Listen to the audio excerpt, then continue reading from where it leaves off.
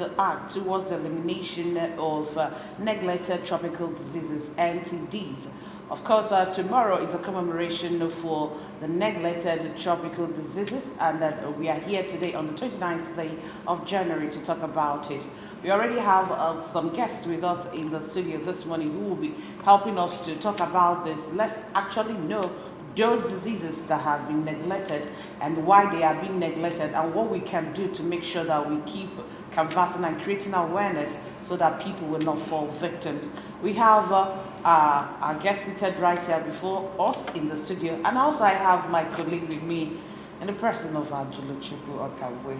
Ajulu, good morning. Good morning, Chidema. Good morning, Anambra. Sit back, relax, and enjoy what we have for you this morning. All right, and quickly, let's introduce our guest this morning. We have Professor Ifani Ike, a Public Health and Environmental Research Group, ORCA. He's also the chairman, LOC 2024 NTDs, Southeast Zone, Nigeria. Glad to have you on the show this morning, Prof. Thank you very much, and good morning, viewers. Lend us your ears. Thank you. We also have Dr. Chukwudi Michael Ebuche, Head Department of Parasitology and Entomology, Nnamdi Azikiwe University, ORCA, Coordinator, Parasitology and Public Health Society of Nigeria, UNIZIC branch. Great to have you on the show this morning. Yeah, thank you so much. You know, sometimes all these terminologies, we don't even know how to call it, but you guys have to pardon us. Yes. Glad to have you on the show this morning. Let's start with you, Prof. We're talking about this neglected tropical diseases, and tomorrow, 30th of January, is a commemoration of it. Now, we want to even know why we have a day set aside to commemorate or to talk about this neglected tropical diseases. Thank you very much. Neglected tropical diseases are those diseases that are widely eliminated in the first world countries. If you go to United States, you go to Europe, and some other advanced nations, you don't talk about neglected tropical diseases. But down here in the third world, many of these diseases are not taken care of. People suffer, people die. That's why we say they are neglected, and they lead to a lot of deaths in our society. For instance, the so-called Buruli ulcer. You may not know about it because you are not in the field. That's the one you call enule. That is very common in our climate today. Yeah, the leg will be swollen as if to say you have elephantiasis, but it's not elephantiasis. We call it Buruli ulcer. It's caused by a bacteria called Mycobacterium ulcerans. Very, very dangerous. Many people go for native treatment. At the end of the day, some may die from it. Some may undergo amputation, because from the muscular tissues, it moves to the bone. It can ulcerate the bone also, and that can lead to amputation of the leg, and some people can die in the process. Then apart from that, there are other neglected diseases like what we call onchocerciasis, which is the river blindness. We have the schistosomiasis, which we call the bilharzia, discovered by Theodore Bilharz. And it's a problem. As you are wading through water, washing in water, the parasite or the cercaria of the parasite can just penetrate your leg directly, and it gets into your body system. Just direct, pierces, and you will not even know. You will not even have an itch. It just goes in. If you have an itch, you may not even know what it is. You just do a scratch and go. Have you forgotten dracunculiasis, which we call guinea worm, which ravaged a lot of people in old Abakaliki, which is now Ebonyi State? Happened in Enugu, part of Nsukka. It was very common. I remember Jimmy Carter and the NIGEP did a lot to eliminate, not elimination, to reduce the impact of guinea worm. They are neglected diseases. We have also foodborne trematodiasis. I don't need to enumerate the names, but many of them, from food consumption, you get these infections. They are still neglected till today. Teniasis, which we call the aspect of citicercosis. This is just an infection from eating meat, like pork meat. You get what we call Taenia solium. You eat beef, we eat beef every day. Nama, cattle. You get what we call Taenia saginata. These worms are disturbing children and adults, and it's common with us. It's even neglected. People don't talk much about it. Because they are not deadly, that's why they are neglected. Well, so to say. If we say they are not deadly, we're making a mistake, because some can still kill. They deal with children. If you have seen where a child had defecated worms to the tune of 50, 100 at a go. You'll be surprised. We've been seeing such cases in our research. Even in Unizik here. Am I right, Dr. Wuche? Yes, bro. Yes, things like that. You'll be surprised. And you see some of them emaciating. This emaciation is because the worm is already taking the nutriment that they have taken into their body system. Now, let me surprise you with one. You may say, what do I mean? And that one is the issue of snake bite is neglected. Somebody may be carried from the forest in the farm back to the house or to the hospital, and the person is dead. May have been bitten by a venomous snake. And before you could say Jack Robinson, within 20, 30 minutes, it has circulated and seized the heart. And the person collapses and dies. They will say maybe somebody puts poison in the farmyard or something like that. But the snake bites. Now, dog bites people and induce rabies. And some people may be barking like dog before they die. These are neglected. That's what we call trachoma. Not glaucoma. Trachoma. It's another problem. It affects the eye, can make people blind. Trachoma. Yes, and it's caused by insects. Yet there are many of them that are neglected. Many. So it's time for us to, that's why we're commemorating this, so that the world will know that it's high time we begin to do the needful. We are trying to push away malaria from neglected. Yeah, from malaria, it's almost neglected. Because we don't care about our environment. We only care on chemoprophylaxis. By that I mean drug treatment. Yeah. We have been moving from chloroquine, we moved to sulfonamides. Now we have moved to ACT, artemisinin combination therapy. That's what you see on the shelf of every pharmacy, ACT. Okay? But the issue is, what have you done to control the environment where the mosquitoes breed? Because it's where they breed, they're able to come in. But in epidemiology, we are doing something because we are screening our windows, screening our doors, sleeping in the bed containing nets. It is a way to curb the menace of a mosquito that causes this malaria. But what I'm trying to say is that we need to do more. Why is it not in America now? It's not there. In London, I've traveled to London. I don't talk about mosquito bite in London. I've been to Canada. I don't talk about mosquito bite in Canada. Even Israel. I've been in Israel. I don't talk about mosquito bite. You don't see them. Because they have removed all sources of pocket of water, ponds, drainage system are all sealed. Everything goes underground to the sewage treatment center in the city. But here, in your compound, even in your room, you are even breathing the lava in your water butter. You see them, they go to the surface. You disturb the surface, they go down. They are there with you, so nobody cares about it. They are neglected, and that's why we are suffering from them. That's what I want to say. Let me get Doctor. Doctor, you said that he talked about teniasis, which he said you can get from eating meat. Well, come to think of it, most of these countries you made mention of where these diseases are no longer a threat, they are the countries that even consume red meat more than Africa. How come these diseases are not prevalent in that area and now we are suffering it in this part of the world? Okay, thank you so much. That is where the word neglect comes in.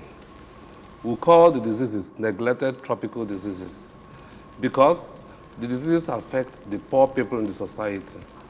And most of the times, people don't pay attention to them. Over there in the developed countries, world, yeah, attention has been given to so much all the different kinds of diseases, and they are containing it.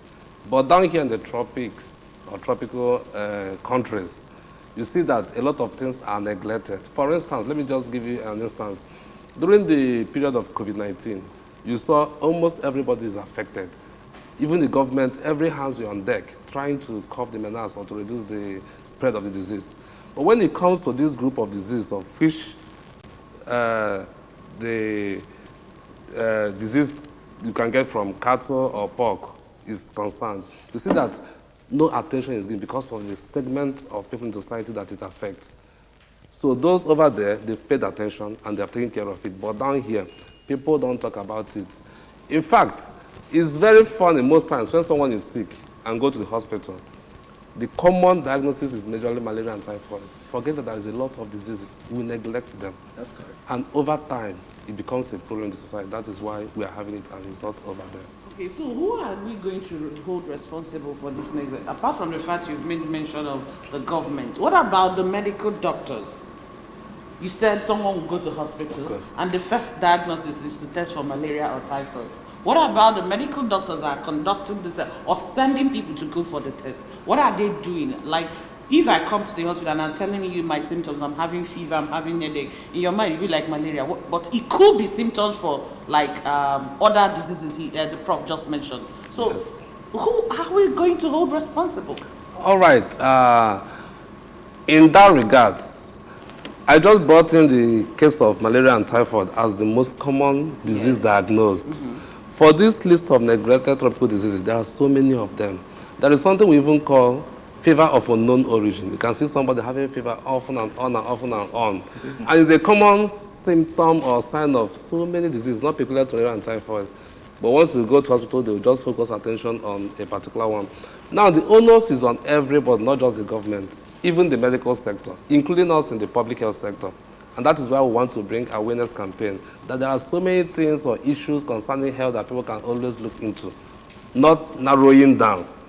Is still part of our program today to create awareness so that people get to know that apart from these two that are common, there are still a lot that we can also look at, investigate. In our health promotion, we always talk about active search for diseases. Because most times you see that people that suffer from this kind of disease are not even in a kind of city setting like we are. Yeah. They are in remote places, in hinterland, hard to reach areas. And we normally make effort to go into active search using the health officers at the different local governments in their primary health centers to please identify persons in your communities that have this social and kind of disease, strange illness or whatever, so that we can know exactly what is happening. Now, the next step is if such persons are identified, there is no need for assumption. You go for diagnosis. Expand the scope of the diagnosis, do you understand? To accommodate every different kinds of disease. Like I told you before, this disease affects the poor people. And there's no how you can go to hospital and say you're going to run a test of like 20 diseases. You will shout, the money is too much. So you see that poverty is a major factor here. That is why diseases are always neglected. All right, thank you so much for that. All right. Now, let's go back to what you said. You mentioned, Prof, you mentioned Brûlé ulcer, Yeah. because it's common here. And all that. I want us to really talk about it because it's like an issue that is screaming for attention. And then again, you mentioned snake bite. I remember when I was little, I was bitten by a snake as a child. I was taken to the hospital. They ran all the tests in the whole world. They didn't see anything. I was surprised because me at that point I didn't even know what happened to me because I was walking in the dark, and at the end of the day I just noticed something on my leg and it was very painful. I came back and I told my granddad. He said maybe I twisted my feet, but I knew that something really happened. And the next day my leg was like it was so swollen up that they took me to the hospital. They carried a lot of tests, and at the end they said they don't know what is wrong with me. Now we're talking about neglected. Yes. Now, they didn't even know until I went to all those local traditionalists. Immediately the man touched it. He said it was a snake bite. So, how do we create this awareness? Yeah, I know we've started with this program now, but we need to create more awareness, and we need to really talk to people, especially when it comes to that Brûlé ulcer. Because a lot of people don't believe that there is anything like it. And that is it for you. Yeah, right. Well, actually, this edule of a thing is becoming very rampant in the rural areas. People believe that somebody may have dropped something and they march on it. Yes. They now contract the infection. People also believe that somebody can sell it in the market. Do you need any drug in the market you buy and go and put for your enemy? People say that. But no, we in science know that it has been discovered that Brûlé ulcer is caused by a bacterium. I've mentioned the name before, Mycobacterium ulcerans. And sometimes, most of it is transmitted, in most cases, by a vector. When it bites, this parasite, or let's say pathogen it introduces into man, will reside in the muscular tissue of the leg and arms. It's not common, it doesn't reside easily in the trunk or in the head region, it's just the hand. Just like guinea worm stays in the lower extremity. Any place that is in contact with water, that's where guinea worm Dracunculus medinensis. That's where it says, or hand is in water, or breast is in water. That's why you can see the guinea worm. So the same thing with this. But the issue now is that the medical technology has advanced. Our concern, like when this team paid a courtesy call to the Honorable Commissioner for Health, Dr. Afam Obidike, we were with him last week on this matter. In fact, it's going to be the keynote address presenter tomorrow at Unizik, where we're going to have this function. We were also at Enugu to see the man, Menam, the man in charge of hospital board. We were discussing this matter on Buruli ulcer. So the problem we identified is that we need focal persons in general hospitals so that there will be a particular unit designated for neglected tropical diseases. So that when you come, you know you are heading to that place. And there should be somebody, a health worker, to identify your problem and do the necessary test. If it's snake bite, as you have said, at least there should be anti-venom, which will be administered. Not even talking about the kind of snake, because you did not see the snake when it was bitten. Just something that can kind of buffer the system so that the effect of the toxin will be effectively reduced. So the problem now is that all hands must be on deck, like my colleague said. Everybody must be involved. Government should share a greater blame on this, because they are the people. That was why we were with the Speaker, House of Assembly. That was on Friday. Last week, we were with him, the Speaker of Anambra House of Assembly, on this matter. The man is experienced. We talked at length, and we are telling him the need to make laws, because this thing is not happening to the modern man in the city. It's common with the men and women and children in the rural areas, that their laws should be made to cover the rural areas. He agreed with us. He said if outsiders can sponsor a bill through a member, then we can go and sponsor a bill on this, that he's interested in it. And these are the kind of things we want to achieve. So that's the angle of government coming in now. Then to the doctors, as we earlier said, the doctors should not just scribble on paper, go for malaria test, go for this. They should also find a way to make sure that diagnosis is complete, not half diagnosis. If that is being done, we will not have some of this problem rearing their ugly heads. Then ourselves, the individual, there should be awareness. Even in the villages, in the church, using the local crier, people should be sensitized. If I tell you something now, you may not believe me. Some people that are even educated don't know the difference between blood pressure and sugar level. Blood pressure, which is high BP or low BP, and the blood sugar level. They think they are the same, but they are two different issues. I've been with a lecturer who was asking me, do you mean BP is different from sugar level? A lecturer asking me that. You can imagine that. It's not his field. It's not his field. But we expect that with our level of education, that's another thing we should. So the awareness is important, that's what I'm saying. Yes. And that's why sugar is killing many people today, because they don't know they even have sugar. They always think it's BP. Sugar have been taking toll of people. You know what I mean? Yeah. Hypoglycemia. Hyperglycemia is when it's very high. Hypoglycemia is very, and the low one is dangerous. It can kill easily. People will die, they say it is BP that killed them. It's not. And when the two jump together, stroke may come in. You get what I mean? And ischemia and all that thing. These ones are neglected. No, they are not. Not that they are not neglected. I'm just telling you the level of awareness we should create for people to know where we are and how we can take care of ourselves and our environment. All right. Doc, I know you wanted to add something, but we are talking about the team uniting to act towards elimination of neglected tropical diseases. He has said a whole lot about all hands being on deck, the role of the government, the role of the medical personnel, medical doctors, all those people in the medical sector.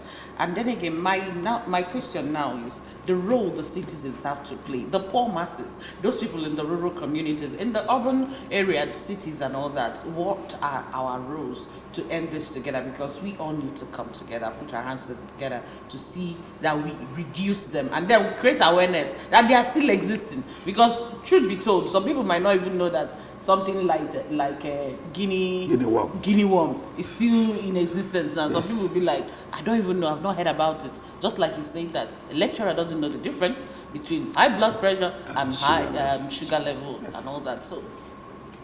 So thank you. When it comes to roles to to unite in acting for the elimination. Everybody is involved.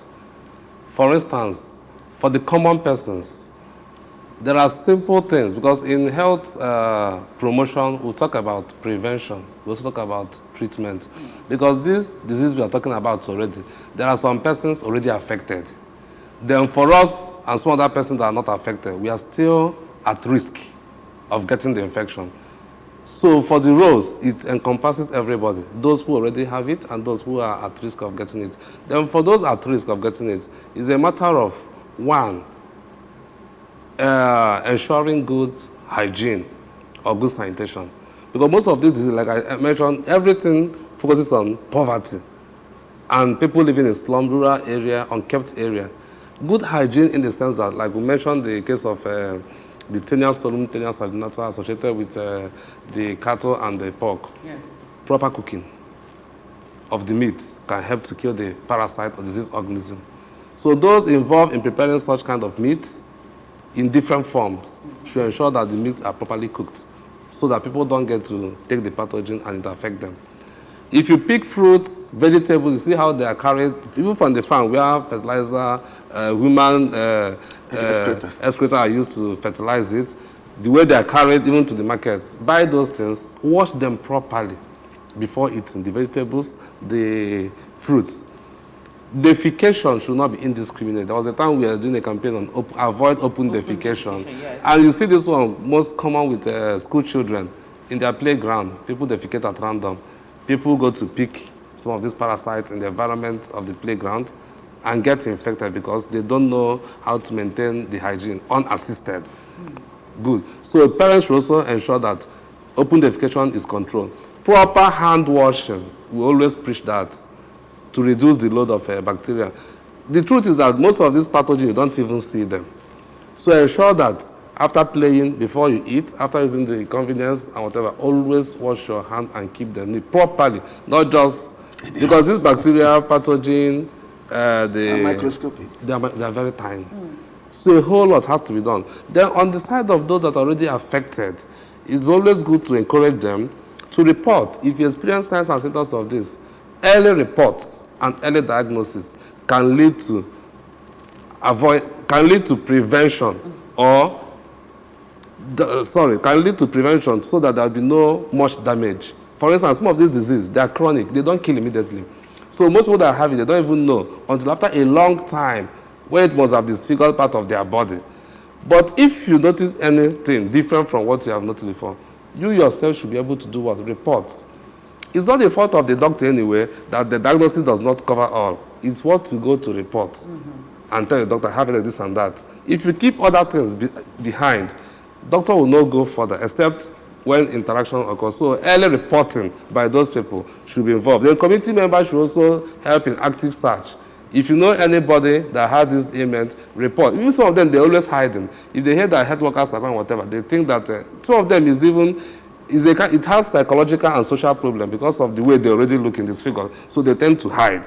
But if people can help to bring them out, present them, even to God, so that help can come from different groups of people, we can prevent those diseases. Okay, thank you so much. And the part of medical doctor, I think they should also broaden their scope of questions that they ask, especially when you know where the person is coming from. Yes. Ask them, because some people, they don't even know what to tell you until you ask them a particular question. That's okay, correct. right now we are going to take a commercial break. And when we come back, we still continue with our discussion on ABS TV this morning. Stay with us.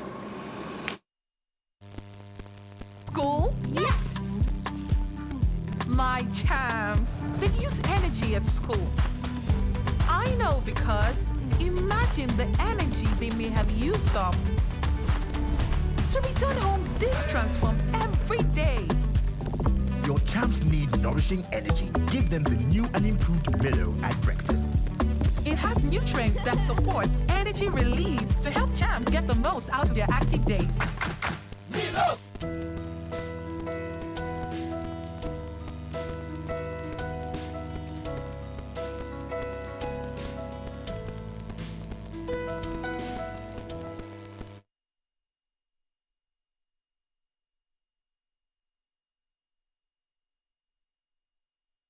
Back, glad to have you back.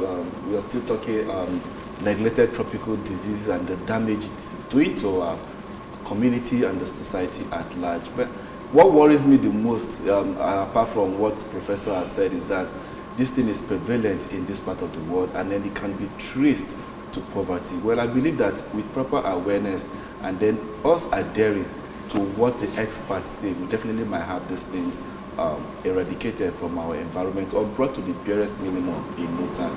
We're still talking about it. We still have the prof in the studio and the doctor so that they can tell us more. Doctor, let me ask you this. Is there any way we can come out of this in the nearest future? Let's say all hands, like you rightly said earlier on, were to be on deck. Because the number of the diseases you guys are calling here is actually frightening. And I'm sure you guys have not even exhausted your warehouse of these diseases. So just let me not frighten our watchers and as the people that are watching us. Just tell us, give people hope. Let us just begin with that. Is there a way we can, to the barest minimum, reduce this based on what you guys said, all hands to be on deck? Yes, there is a great hope at the end of the tunnel. Okay. Now, when we present a list of these neglected tropical diseases, the WHO has actually classified them into two. There are those classified under those that are targeted through preventive chemotherapy. Chemotherapy? I thought that was for cancer and the rest of it. No, chemotherapy is just treatment of disease using drugs. Drugs are chemical. Depends on any kind of disease, yes. So there are those targeted through preventive chemotherapy. Then there is also those targeted through innovative disease management. Now, the essence of this classification showcase the hope that we have. Earlier on, the whole disease were grouped as neglected tropical diseases. But now, we now know that there are some of them that a whole lot of awareness has been created on, and a whole lot of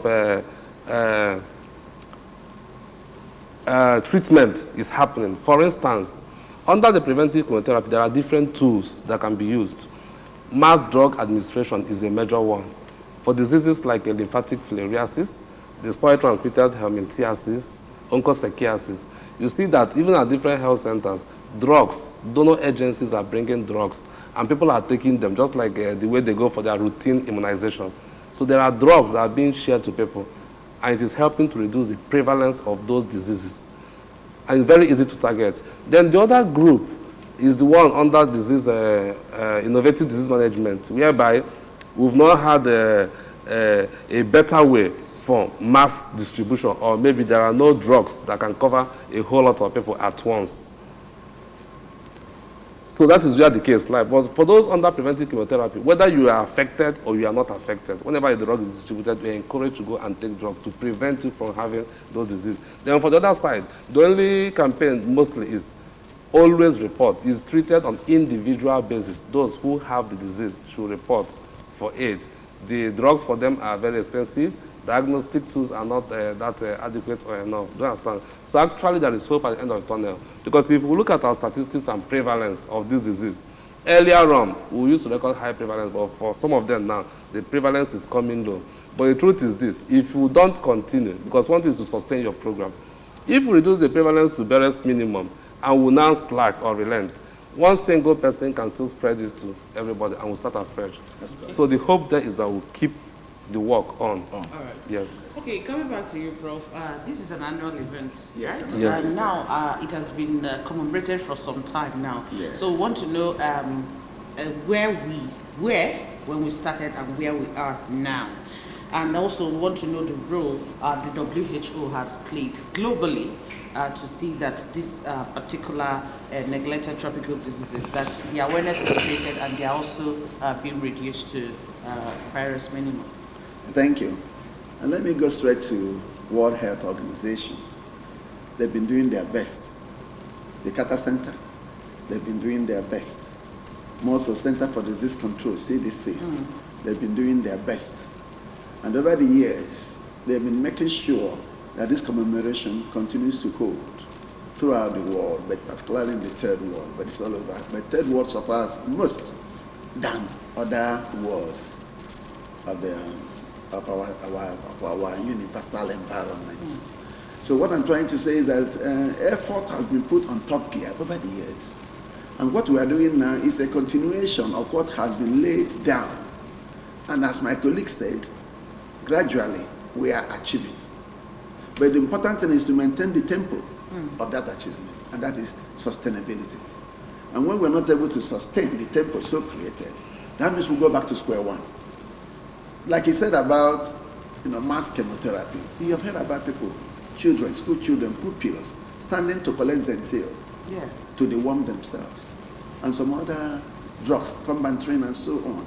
These are avenues through which WHO and other World Health agencies are trying to assist to kind of target the poor generations in the third world and begin to reduce the disease burden in those areas.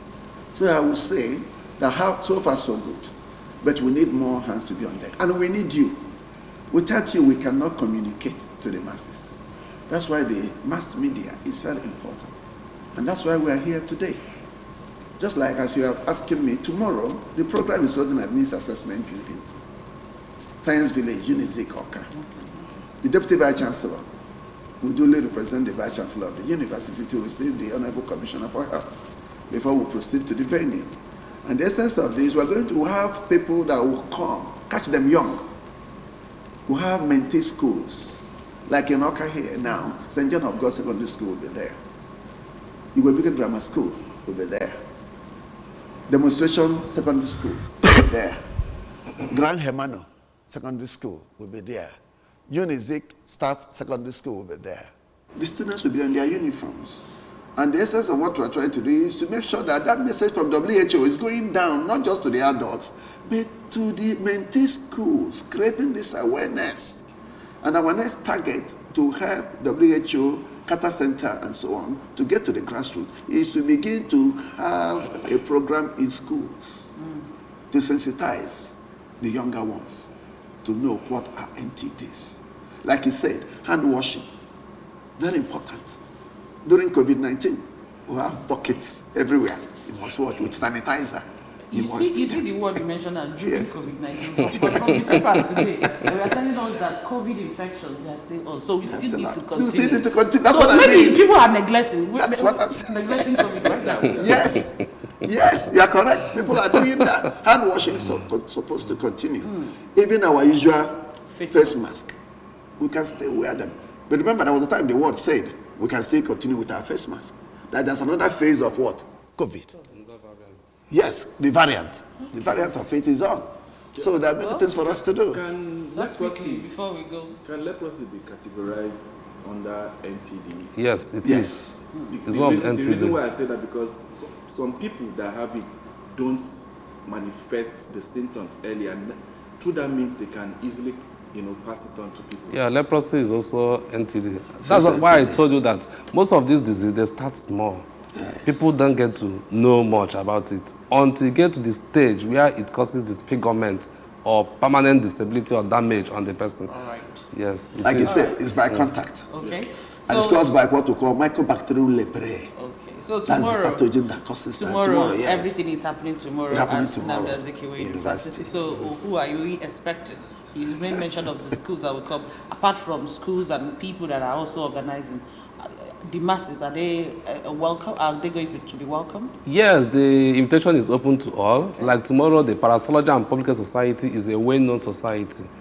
Do you understand? And the Southeast Zone is the one organizing it. So we're going to even have our members from different states in the 5 Southeast attending with their own group of persons also in the environment. Well, on that note, we want to say I want to add something to what he just said. Just quickly, we don't have time. Quickly. He talked about Southeast aspect of Parasitology and Public Health Society of Nigeria. Yes. We have a professor in charge of that Southeast, Professor Nkiru Oji. Yes. She is the woman that has been championing this cause for the Southeast. So tomorrow she will be there. Exactly. All right. And the wife of the governor is the mother of the day. Okay. If she's not there, she must send a representative from government house to represent her. All right. So it's going to be a big program. We even saw her picture on the invite. All right. Yes. We want to say a very big thank you to you, Professor Ifeanyi Ike, for joining us this morning.